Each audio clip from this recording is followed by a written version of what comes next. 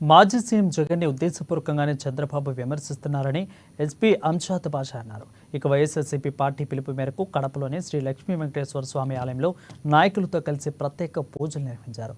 చంద్రబాబు చేసిన పాపపు ప్రకటన శుద్ధి జరగాలని పూజలు నిర్వహిస్తున్నట్లు ఆయన తెలిపారు.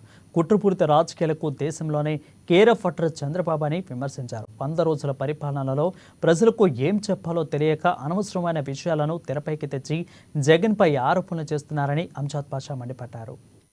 గత ప్రభుత్వంలో జరగలేదు అనేది ప్రజలకందరికీ కూడా తేటతెల్లమైన తర్వాత మరి భక్తితో మన నాయకుడు శ్రీ వైఎస్ జగన్మోహన్ రెడ్డి గారు తిరుమలను దర్శించుకునేదానికి వెళ్తుంటే కూడా దాన్ని కూడా రాజకీయం చేయాలి, మరి ఏదో రకంగా ఆయన అడ్డుకోవాలని చెప్పి మరి ఎవరైతే భారతీయ జనతా పార్టీ మరి ఎవరైతే గుండాలను మరి అదేవిధంగా జనసేన గుండాలను మరి తెలుగుదేశం పార్టీ గుండాలను అందరినీ కూడా తయారు చేసి మరి ఆయన తిరుపతికి వస్తే ఖచ్చితంగా ఏదో ఒక రకంగా అతని మీద భౌతిక దాడి చేయాలని చెప్పి కుట్రలు కూడా జరిగిన పరిస్థితి. మరి మన నాయకుడు అవన్నీ కూడా గమనించిన తర్వాత మరి ఖచ్చితంగా అక్కడ law and order problem create అవుతుందని చెప్పి మరి తన పర్యటన కూడా విరమించుకున్న జరగడం జరిగింది.